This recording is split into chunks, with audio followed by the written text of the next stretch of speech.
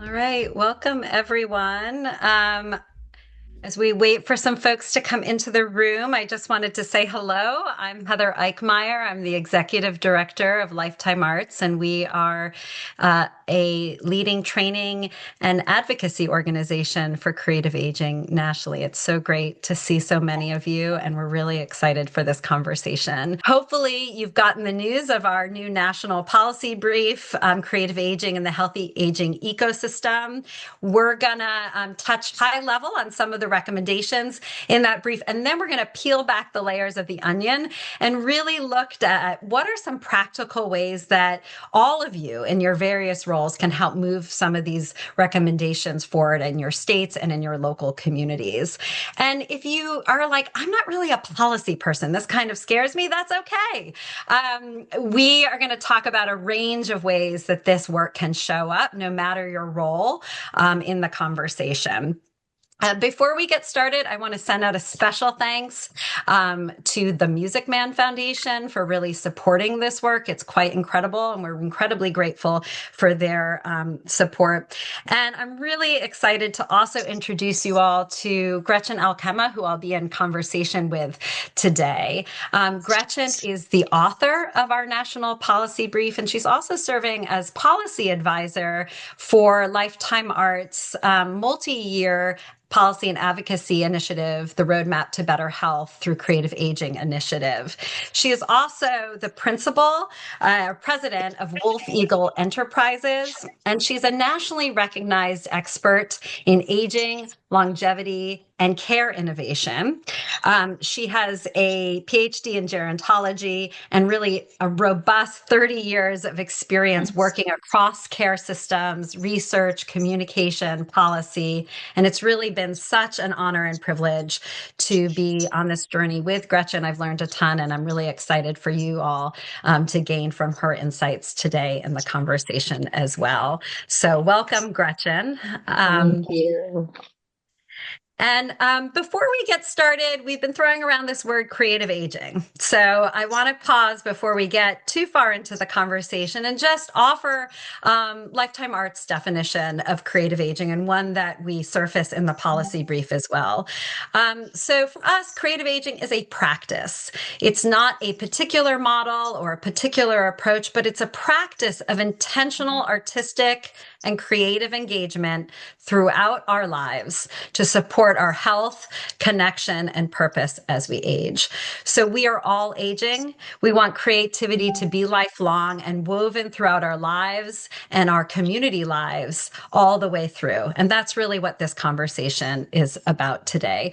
So as we move through the conversation, I invite us to kind of maybe reframe some of the ways that we've been conditioned to think about the arts throughout our lives and in our current society, a little bit away from, yeah, I love the arts, but it's really kind of a luxury or a nice to have when resources are available or when I have time, and shift that frame to what if creative engagement in the arts were not a nice to have, but really an essential and core component of how we live our lives, how we age, our health, our connection to one another, and in our community lives. And that's really what today is about as well.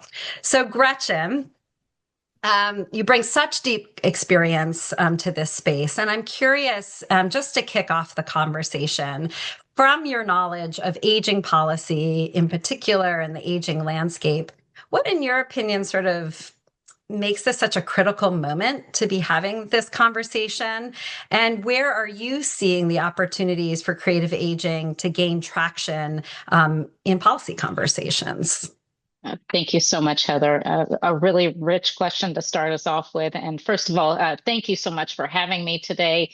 Thank you for all of you for coming to this conversation. And it's been a joy to be part of this work with you and the Lifetime Arts team, because this is such a critical moment. We've been hearing about this demographic shift that's been coming for a long time. It has a lot of phrases around it that I won't use, that I think this audience probably knows about, the aging wave that's coming.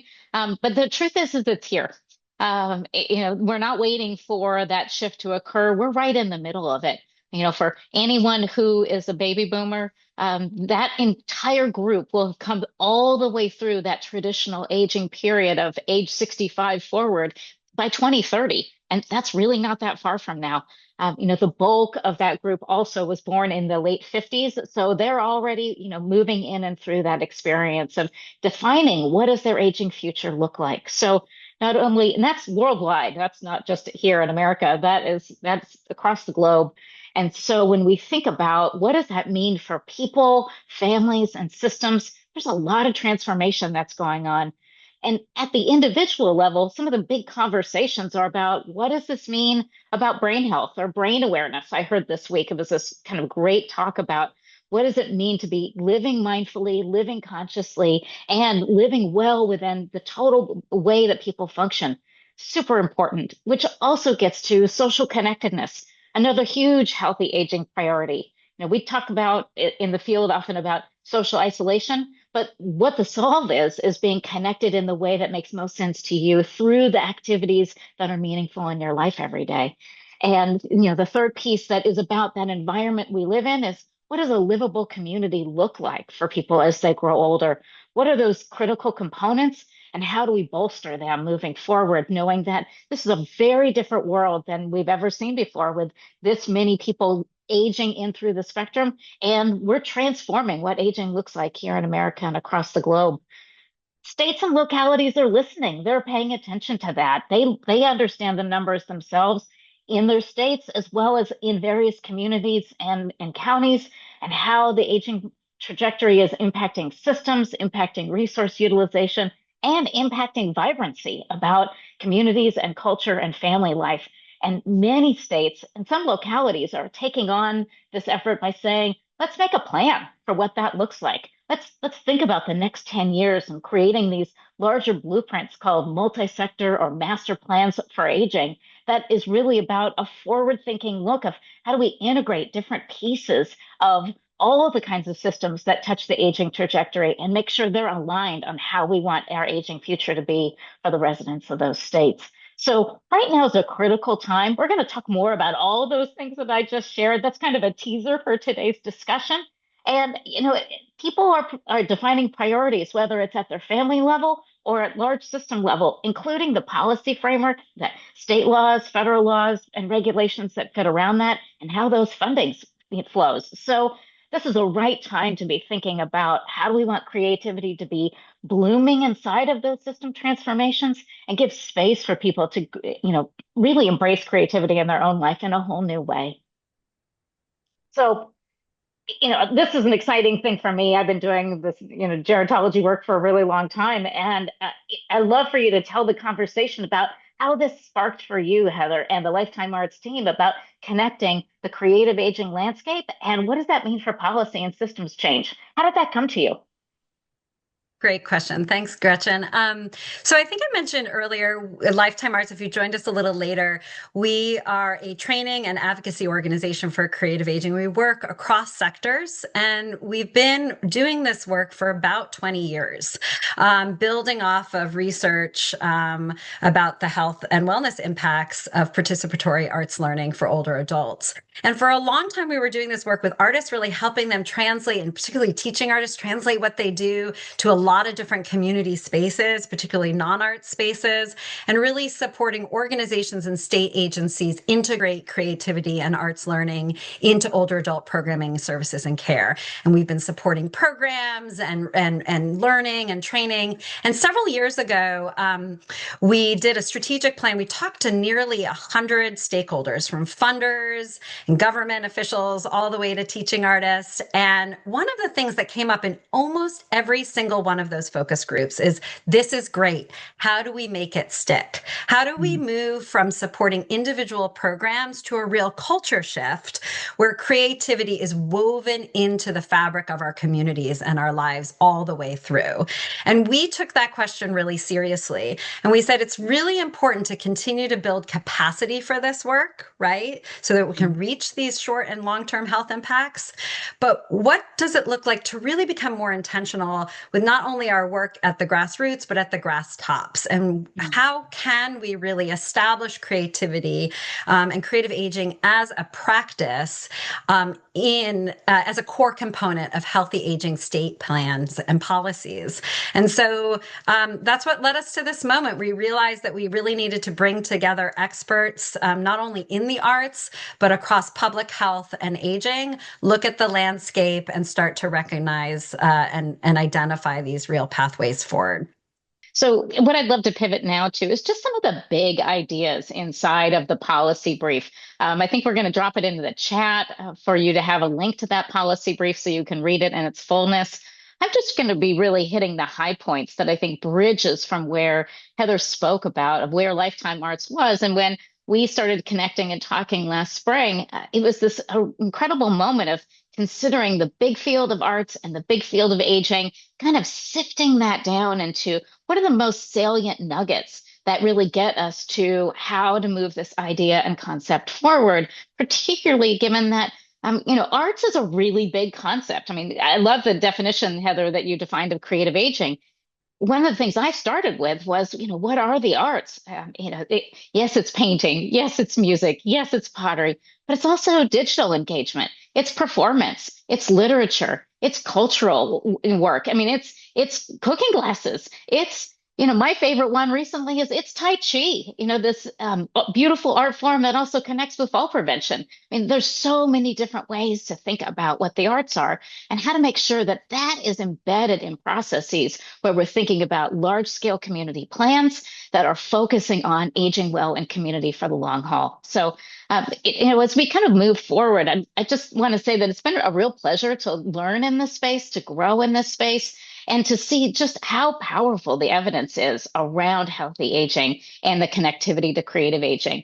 Some of the research that I found showed that people have decreased depression, they have better mental health and better cognitive reserve.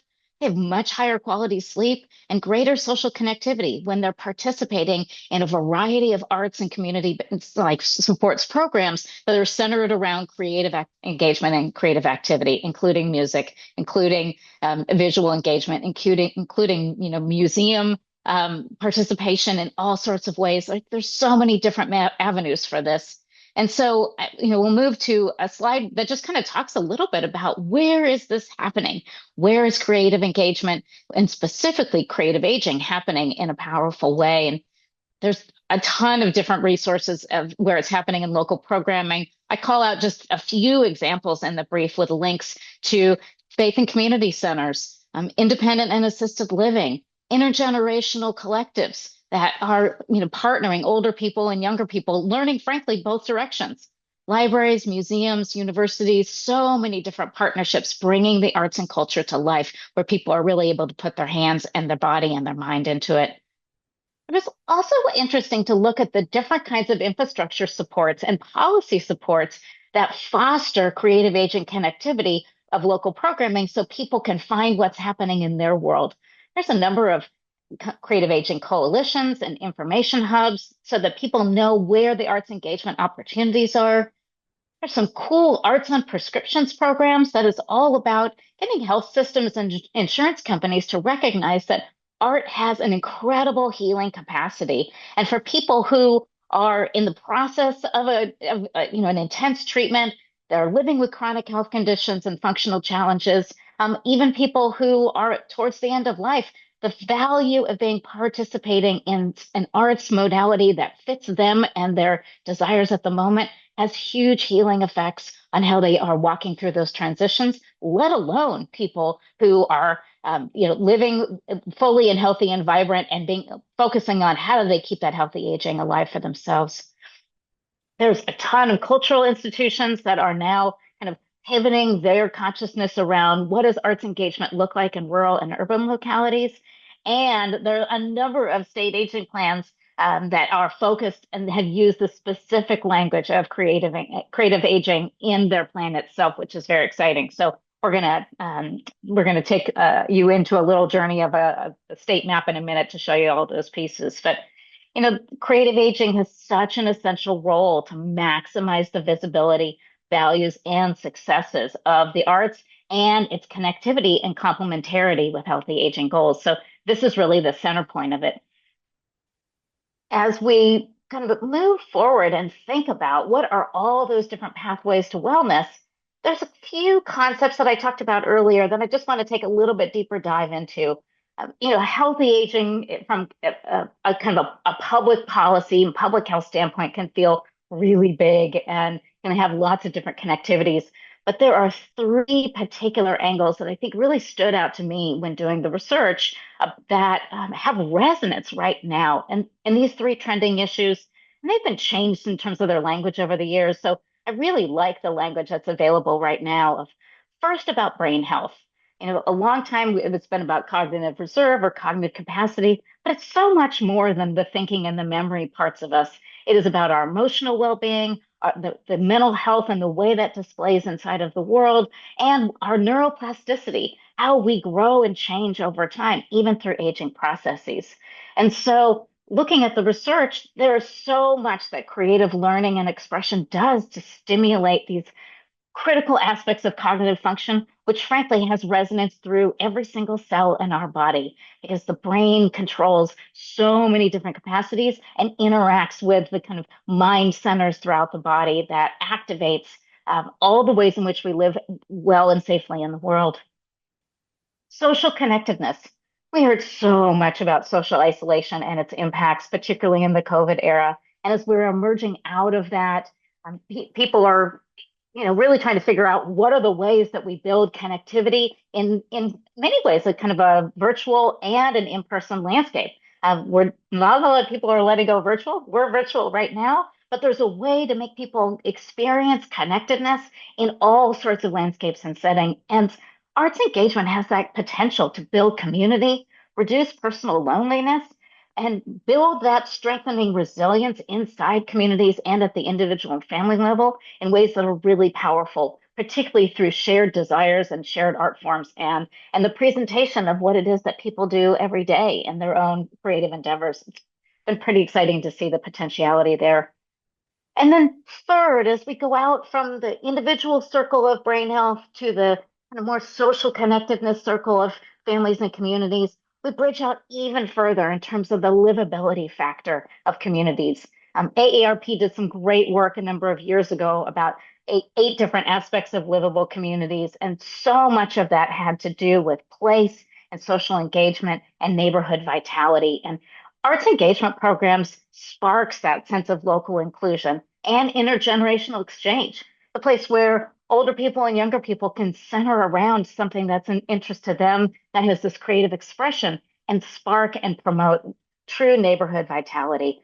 And so all of these different kind of connectivities have anchors in the research about the power of creative aging into the healthy aging ecosystem. And ultimately, these big three words in the pink box that are here, these are top priorities in the healthy aging sector. And so when we look at how those things get embedded into larger systems that are planning for how resources will flow and where the opportunities are for public and private sector investment, their opportunities really lends into these, particularly for arts engagement.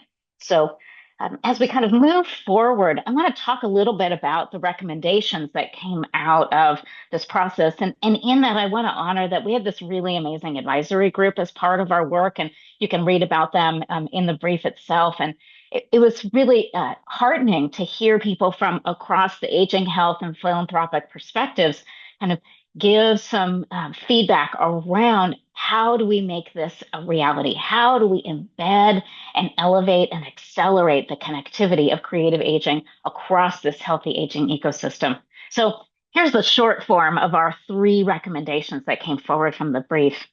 First is simply to elevate awareness around creative aging. That it's not the singular art class or this one music presentation. It really is a conscious practice of people engaging beautifully in their lives every day, and the ways in which there can be connectivities and intersections of that within social connections and in local communities, and how that promotes these healthy aging goals that we've been talking about. There's so many different ways to do that, and so we've got some, different objectives inside the recommendations around media engagement, around larger communications frameworks and campaigns, and getting the concept of the arts in lots of national surveys to really hear what people are doing in their own local communities and be able to spotlight that. The next recommendation was looking at this larger policy framework, which is a place that I spend a lot of my time thinking about how do you embed ideas that have true resonance and power to promote healthy aging inside federal and state policies, also knowing that that will trickle down to what localities are doing inside of their own planning efforts. So there's a lot of work right now considering how do you embed creative aging and even at the least creative engagement inside of multi-sector master plans for aging, Older Americans Act efforts that do state plans, all sorts of healthy aging efforts at the state and federal levels. So to make sure that this isn't just about looking at, how do we prevent disease, but really how do we promote true wellness inside of individuals and communities. And the third recommendation is acknowledging that there are a ton of pilot programs, evidence-backed practices, and ways that different sectors in retirement communities, in local communities, in nursing homes, in community wellness centers want to bring creative aging into the forefront. And so how do we accelerate diffusion of those great ideas and programs and deepen investment, both in the private sector of putting the programs into practice, but also leveraging a whole variety of private sector funding opportunities, whether that be private foundations, community foundations. And one of my favorite things I love to champion are donor advised funds, people who put money aside in kind of their own little philanthropic trust and can make decisions about where they want those dollars to go with, frankly, the click of a button these days. And so there are lots of ways to move that forward to make sure that these practices get embedded and spread and scaled in all sorts of local communities. So with that, I think I'd love to kind of shift over to, Heather, we've talked a little bit about the big picture, but kind of, how do we think about all of this stuff in practice? And what are the kinds of things that I think were top of mind for you as we move forward from the brief itself?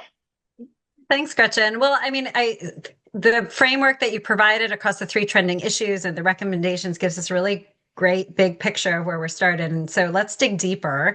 And, in the policy brief itself, we talk about, how creative aging can be embedded into state plans and local age-friendly initiatives, which I know many of you on the call might be involved in as well. And we also talk about the important role of the private sector, as you've just named. So let's start with the state level. Could you talk to us a little bit about some of the ways folks on this call might think about moving these recommendations forward at the state level?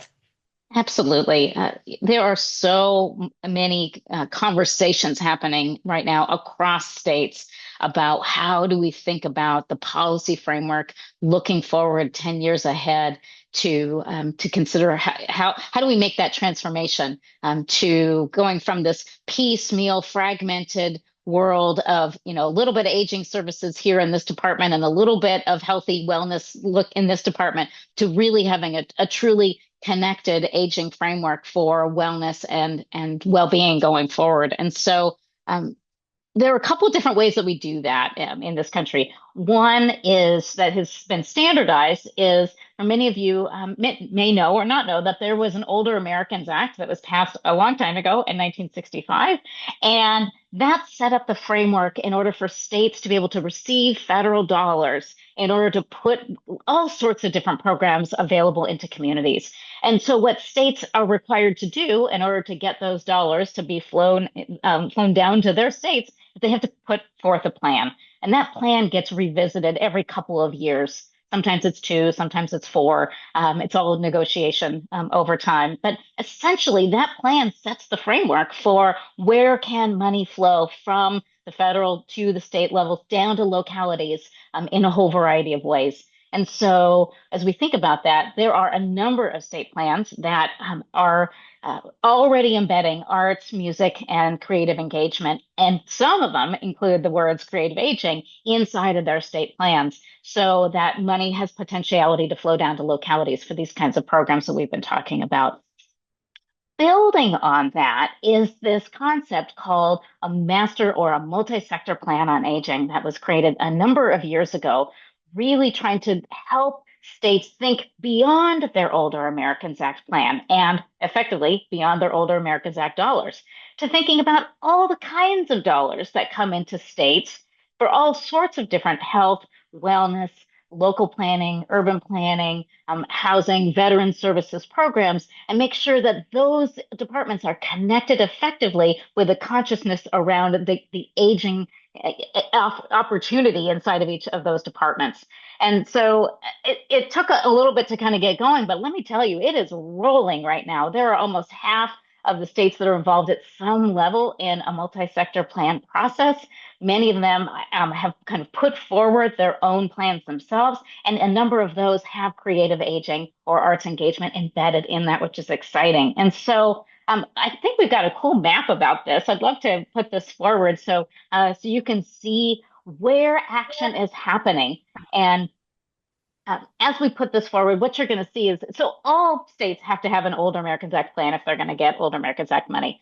But inside of those states, there are ones that actually mention arts engagement, arts and music in a whole variety of ways, or creative aging. And so in the legend over on the right-hand side, you'll see that if there's a plus sign in that state, it says creative aging in one of their plans. And if there's a triangle, it says arts, music, or creative engagement of some form inside of one of their plans as well. And we're happy to, we're going to be rolling out some more materials that get down to the details of these and what some of the language actually is inside of these plans. So stay tuned for that coming soon. But I think what we want to show you on this map is that there are a number of different states that are in different processes about where they're doing multi-sector plans on aging. Either they've got them implemented in the pink color, the yellow color is they're doing something. Blue says that there's been a governor's order or legislation to develop this plan. And then it's just so exciting as I was doing this deeper review about what states are saying about the power of arts and creative engagement to bring vibrance to their communities. And they're all in.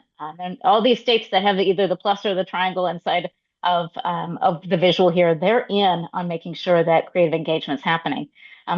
So when I look at this, I see a tremendous amount of progress and a tremendous amount of potential as well. I mean, wouldn't it be great if in 3 years we see a doubling of the pluses and the triangles inside of these states, whether it's in the Older Americans Act plan, more importantly, having it be in the master multi-sector plan on aging, because that's the place where we're getting the connectivity between lots of different departments, including state arts councils who have been at the table and are championing these concepts forward. When I think about what does that mean to kind of put this language into play, a lot of times people will come to me and say, well, we don't know where the funding is going to come from. We don't know how this is going to come into play. You don't need to be concerned about that just at this moment, particularly in the MPA process. Older Americans Act, the funding is flowing and it's clear where that is. But in Older Americans Act or in multi-sector plan on aging, that is setting out a longer runway for aging transformation in that state that includes both public funding as well as clarifying to private sector funders, this is the opportunity where we see the best promise for healthy aging in our state. So it's a drawing in opportunity to elevate how healthy aging can really come into being in that state with the uniqueness of that state's residents, landscape, and kind of particular cultural context. So it was really fun putting this map together. I want to thank the Lifetime Arts team for making it super beautiful. And also, I think what's exciting about it, again, we're going to be able to put this out fairly soon, is there's language inside of these plans that for those of you, or if you're looking at a state and you're saying, gosh, my state doesn't have a triangle or a plus on it, or if it has a triangle and it doesn't have a plus, there's language that exists out there in the world that can be a wonderful copy paste when you do commenting, when you go to community forums, when you wanted to share on those state websites who are doing MPA development, we want creative aging to be part of our health and wellness journey as we grow older. So, Yeah, and Gretchen, I think like a wonderful example of that is I just want to lift up the example of Utah, which has a beautiful plus sign next to it. And I'm lifting up this example because they are one of the few states on this map with a plus sign where creative aging is explicitly named in their multi-sector plan for aging. But I want to underscore them in this example because it didn't happen by accident. There was a lot of intentional coalition building work that happened in Utah before the MPA process even really kicked off, which really set them up for success. So they were in a process really of building a statewide creative aging coalition that was already starting to create connection between folks at all different levels with across aging, health, and the arts. And likewise, their state arts agency was starting to invest in innovative program models. They were starting to train artists. They were starting to train arts organizations and other community organizations and starting to document the impact of those programs to really talk about it. So when the MPA process was starting, they had a ready group that was ready to bring this to bear in conversations in working groups. They submitted, public comment during the process. And so when the plan was written, the idea of creative aging was already socialized, right? It was ready. It was socialized across sectors. So it was tested, it was aligned, and so it made its way in. And I think that you mentioned that the multi-sector plan for aging it's a holistic approach to thinking about how we age.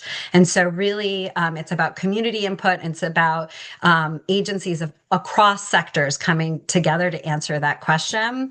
But it doesn't only have to live within the arts. So I think another example I love to sort of point to is in North Carolina, their Department of Health launched the Healthy Opportunities pilot through a Medicaid waiver.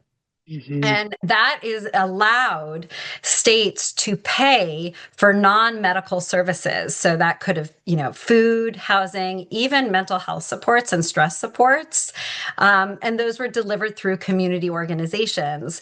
So the arts weren't explicitly named in that program, but the model was designing sort of an infrastructure for referral and reimbursement that really could show real promise, right, for arts-based solutions. Now, the pilot, so the program is currently funding for it is on pause as the state budget is under negotiation. That also highlights, I think, a key challenge and sort of a point to underscore is that these kinds of innovative models, right, for referral and reimbursement, they really do take sustained investment to continue and to scale. But I think what they were creating in North Carolina is a really great example of an infrastructure that can really support creative aging models in other states as well.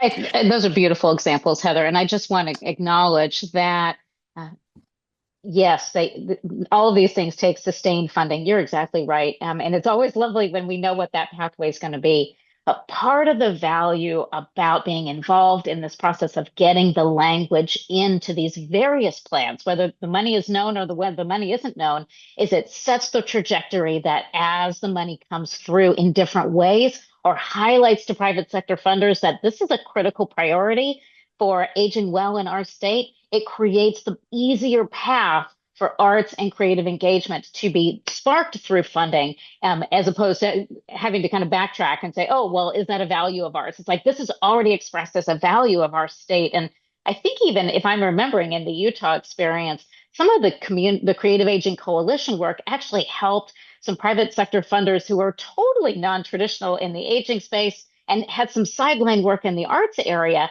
actually say, we want to put some money behind this because Yes.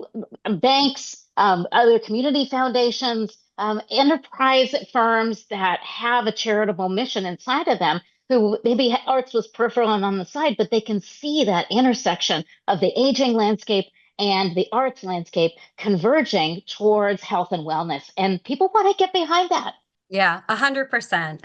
So Gretchen, just to segue, if folks are not sort of working yet at the state level, or maybe there's an MPA process yet happening in their state, and they're thinking, okay, well, what can I do in my local community? There's some recommendations, really, I think, in the brief that point to that. And I wonder if you could talk a little bit more about how this translates to local age-friendly initiatives and work in local communities as well.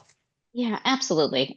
Great question. And I think local is always where it's at for me when the rubber meets the road.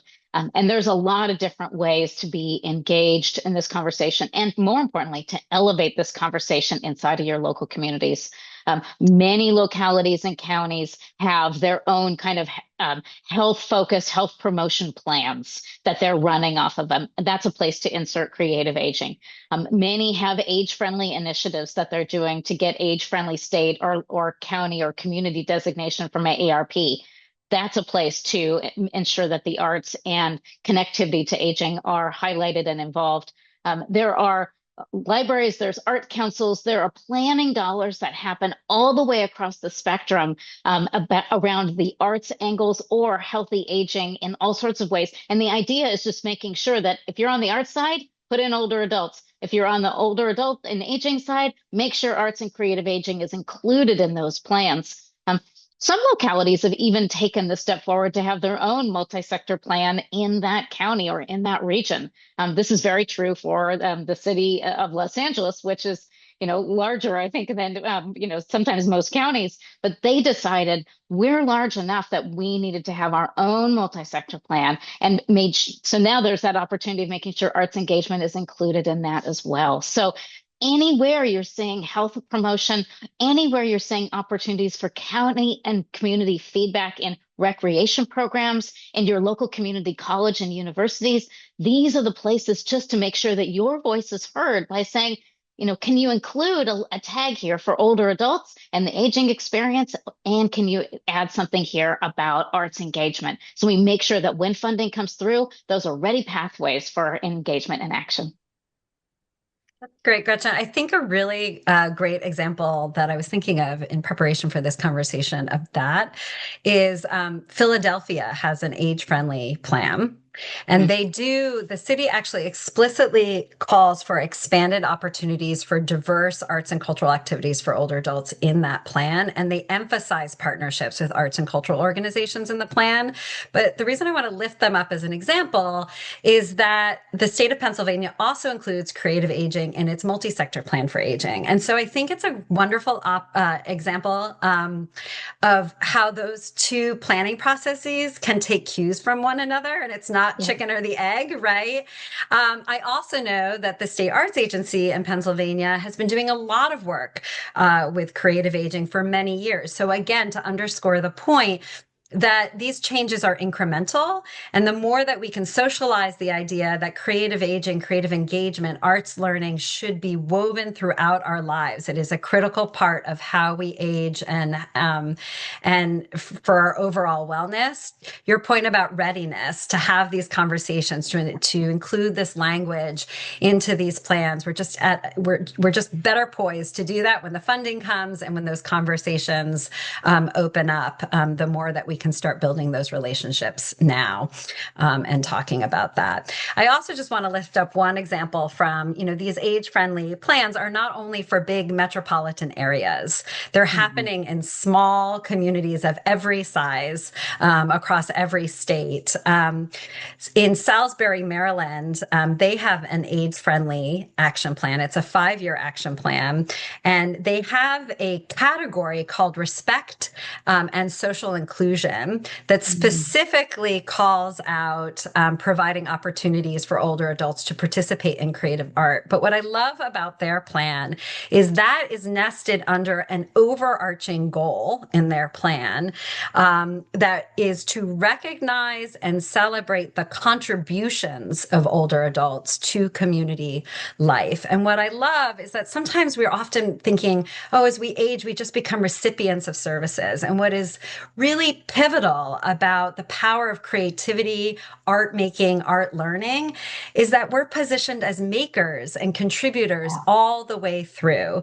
And I love that their plan really honors the importance of each and every one of us, our voices and our contributions to community life, and centers art making and creativity as a primary vehicle for that. I So, love that. yeah. And just to comment on that really quick, when I was doing the brief and I'm working on it and getting some feedback from people in my world, and older adults who are art makers, they wouldn't necessarily call themselves that, but I, sent that to them and said, "What do you think?"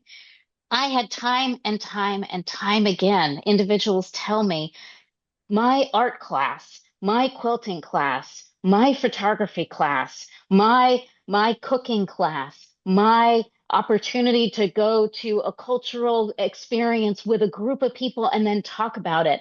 My book club, these various aspects of the art and culture and creation experience are my lifeline. They are what help me get up and get out of bed in the morning, especially when my body aches, especially when I don't want to. These are the kinds of things that I'm living for right now. Yes, I live for my grandchildren. Yes, I live for the community activities and friends. But what feeds my soul is effectively my art making experience on the regular, and how amazing that was to hear from people who don't necessarily think of themselves as artists. Right? Like they don't, that's not their title for their own self, but it is the essence of what beauty looks like every day in the world. And you just gave some great examples about how that gets mirrored in the way in which we do planning work in local communities all the way up the food stream to state and federal level action and players. Yes. So we've talked about state and now we just talked about local. So I want to bring us to the sort of maybe the third leg of the stool, which is the really critical role that the private sector can play in moving this work forward. So, Gretchen, could you talk a little bit about how that shows up in the policy agenda? Absolutely. We embedded it deeply into the recommendation number 3, because the truth is that these arts programs go out into the world, into the private sector. Sometimes we don't always think about nonprofits as the private sector, but effectively they are, even though there may be public money that runs through that. So these are places where people are, putting arts programs in on the ground. These are, the community coalitions that are bringing these conversations alive. More importantly, these are the funders and communities who have dollars to put into action around arts engagement or around healthy aging and aging well, that can be connected together for the creative aging platform. So I'm thinking of certainly there are a number of private foundations who have stepped into this space and brought the two worlds together. There are also community foundations all across the country in big communities and small that have dollars where they are putting those things out the door. And they care about brain health. They care about social connectedness. They care about livable communities. So this is an opportunity to elevate this through to those partners about how creative aging works in its best when it's connecting across those 3 different healthy aging trends, as well as so they're funding these programs. They're also funding community coalitions in a variety of different forms and planning exercises themselves, including things like MPAs. The thing that I think is so exciting is this world and space of donor advised funds. It is one of the fastest growing areas in philanthropy, and it's a space where individuals hand a chunk of money over to a community foundation or an advisor like Schwab Charitable, or they're now called DAF 360, or Fidelity or Vanguard Charitable. And that individual gets to say, where do I want these dollars to go? And then a check gets written to those organizations as long as they're in the 501(c)(3) world. So people who care about arts and who have already set the money aside. Let me say that again. They've already set the money aside. This is about connecting with those individuals, making it visible that people who have donor advised funds can put their heart and dollars into these kinds of art programs in local communities. The last thing I want to say, we don't talk about this in the brief, but I just heard about this in my local area. I'm in the Coachella Valley, which is the Palm Springs area, if people are familiar with that. Lots of arts and culture happening here. And there is this amazing program in La Quinta which is one of the small little communities where they do arts classes, a lot for snowbirds. And they put on a little extra star saying, 10% of your class fund, class dollars go into a special fund to be able to pay for arts classes for veterans, for underserved youth, or for older adults that need somebody, need a little bit of helping hand to pay for that class. And so that's a really exciting opportunity that can spark along because there are people who would be more than happy to pay 10 extra dollars knowing that that goes into a special pot to pay for arts classes for somebody else. That's paying it forward in the truest way. And that is simply the will of the entity that chooses to put that opportunity forward. That's great, Gretchen. I'm seeing so much excitement in the chat, and I just want to say, working with Gretchen last year, which was such a year of uncertainty for across so many, was the best thing for my mental health because I think we created a brief that is realistic and practical and flexible. But Gretchen, as I think you can all pick up from this conversation, is just so expansive in the possibility of this work and how it can happen and be resourced. And I know that's been a real inspiration to me as well. I just want to lift up really quickly one small example of the role of the private sector, and then I know that we have some questions we want to get to. Yeah, let's do that. Lifetime Arts is really excited to just have announced a partnership with Southminster in Charlotte, which is a nonprofit continuing care retirement community that has its own philanthropic arm. And we've also partnered with Wake Forest University, which is a private university in North Carolina to launch a creative aging on prescription program that will be the first sort of referral system for what we're calling like a closed system where arts programming and all the health supports are under one roof in one infrastructure.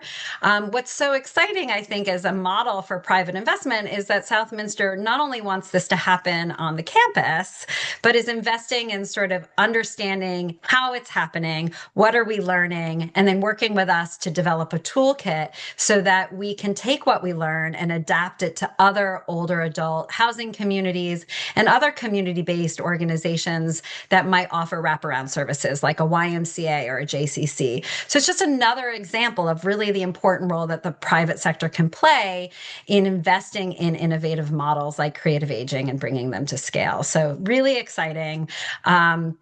So let's go ahead and pivot. I want to invite Yeah. Liza Kuko, our Director of External Affairs, into the room. It's so exciting to see all the chat bubbling up and to see people making connections with people in their own states even. So Liza, let's open it up to some questions. Yeah, we've got I have a question that came in by email from someone that I want to start with because I think it's the sort of thing that's on everyone's minds usually when it comes to this kind of programming, which is like so you've given some examples of like how these programs can be supported through donor advised funds and things like that. That still seems a little overwhelming, I think, to a lot of people. So, can you give a couple more examples of how these programs have been funded? Oh, certainly. I mean, I think definitely have been funded through state arts dollars. They've been funded through community foundations. They've been funded through Older Americans Act dollars for sure for a long period of time. So there's lots of different connectivities, as well as private funders themselves, or the whole kind of larger universe of charitable giving, which comes from places like, may sound, off kilter, but it's like it comes from Rotary, it comes from Kiwanis, it comes from organizations, small business organizations that have a charitable mission. It's about getting this idea in front of them that says we have an aging nation, and in order to spark healthy aging in an effective way, it's not just about the medical side of the equation. It really is about the creativity side of the equation and the engagement piece that helps our wholeness and oneness come into life and well-being. So it is a little bit about the pitch, but there's a whole universe of different dollars that live out in small pockets and large, that it starts by that one conversation with that one entity that that either lives on the art side or the aging side, and you can help bridge that together. So Heather, could you maybe say something about what people would even need to get started? Like how much does it cost to try something? I mean, there's so many different approaches to that, so we see folks who start with like a workshop and build interest all the way to sort of a sequential arts programming or more. So, you could be talking about a few $100s to a couple $1,000s, right? I think it really depends on what you're trying to accomplish. But what I want to underscore is that, what the policy brief has done so beautifully is that we don't age in one sector.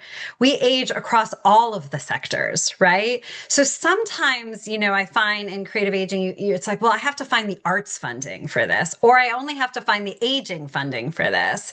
But, we're finding, workforce development funding to support artists to work in this space, right? We're, funding through housing, right? Both in the private sector and in the public sector, right? And so what those three, if you joined us late, those three trending issues across brain health, social connectedness, and livable communities, those translate across all sectors. I know that we'll share this in a little bit. One of the things that will be forthcoming is that Lifetime Arts is working to share a messaging guidebook for funder and partner education. It'll be out in May. And it actually is doing some of that work, right? Pointing to if you're talking to this kind of stakeholder or this sector, these are things that they care about that creative aging directly aligns to, right? Who to talk to, how to open up those doors. So, this process, we were really invested in not just creating a policy brief that's going to sit on a shelf and that we're going to do one webinar and check the box.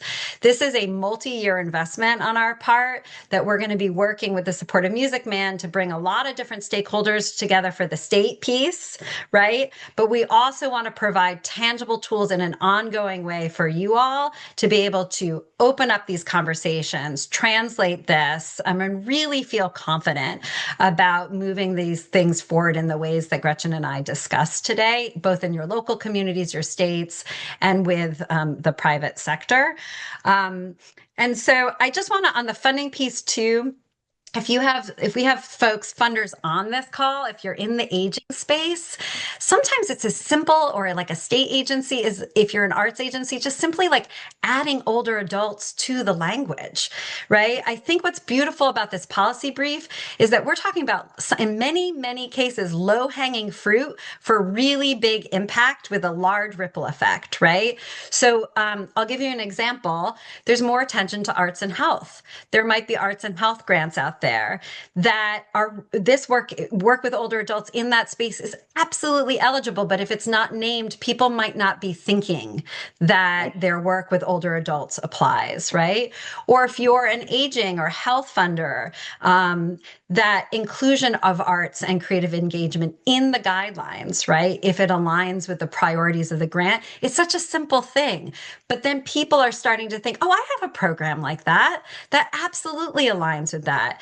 And it's just a shift, right? Because sometimes we're not conditioned to think about the arts in some of these other buckets where they absolutely meet the priorities of the grant opportunity. I just couldn't agree with you more, Heather. And the most success I've had in my policy career is through radical incrementalism, meaning you just do a tiny shift, 2 to 3 degrees, 3 to 5 words, inserted in something that's already a moving train.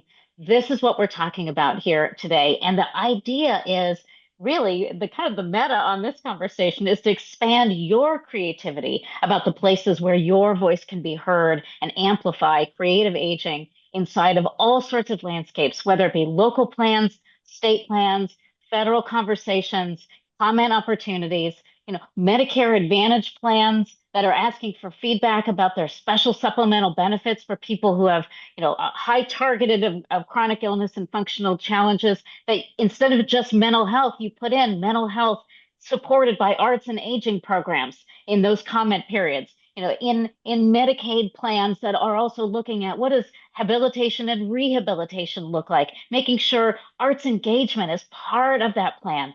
Whether if you're in a community that has a nonprofit hospital, they all have to do community benefit needs assessments and analyses and create plans for what their community benefit is. Why not say, how about arts on health, social prescribing as a pilot program that we try in our community? So there are so many different things that come across your purview in the aging arts and, more importantly, the healthy aging conversational agenda, where you have the opportunity to do that radical incrementalism and just slide a few words inside that process and open up a whole new world of possibility for bringing creativity to the forefront. Thank you. Yeah, thank you, Gretchen. I want to reiterate what Heather said, is that I've just found it so inspiring to be reminded of that throughout the year working for you, that it's just the one little thing that you can do that opens up a door.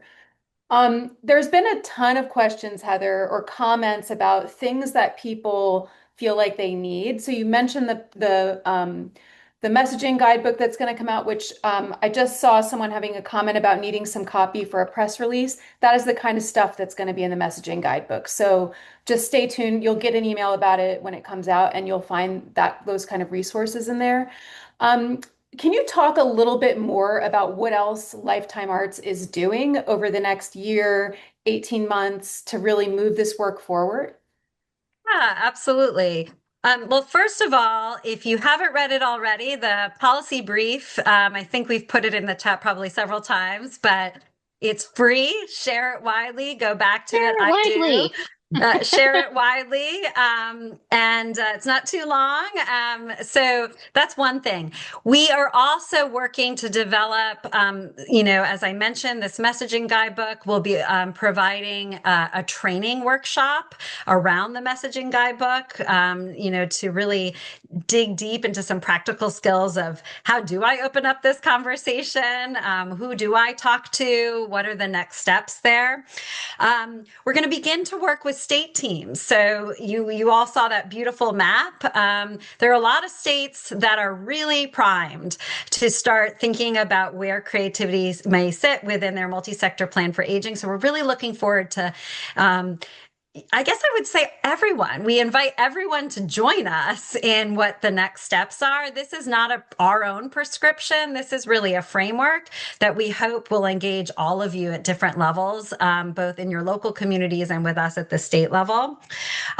We have done a survey with Gretchen's help of states that do have some language around arts, creative aging, creative expression in their OAA and MPA state plans. And so we're going to be looking at that and also sharing some creative aging model language out with all of you that we invite you to use and adapt for your own planning processes at the local and at the state level.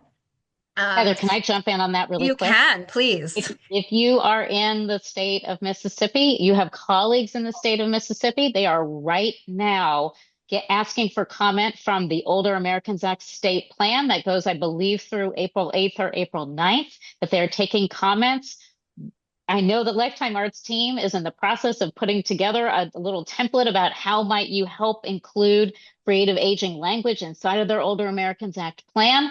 So that's on the docket. But most importantly, if you have colleagues that are there in the arts side, the aging side, both, please let them know that this opportunity exists and that this is a great time-sensitive opportunity for radical incrementalism and creative aging.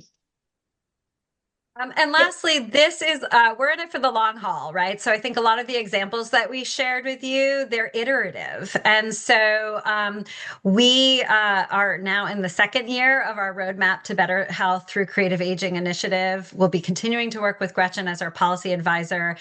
Come talk to us. We would love to support you. We'd love to share more resources with you. And we really invite you to, link arms with us and do this work together. We're really looking forward to the next steps over the next year and onward. Absolutely. And I know we're at time, so I'm just going to say, go out and live beautifully, everyone. And thank you so much for your time today. Thanks, everyone. Thanks, Gretchen.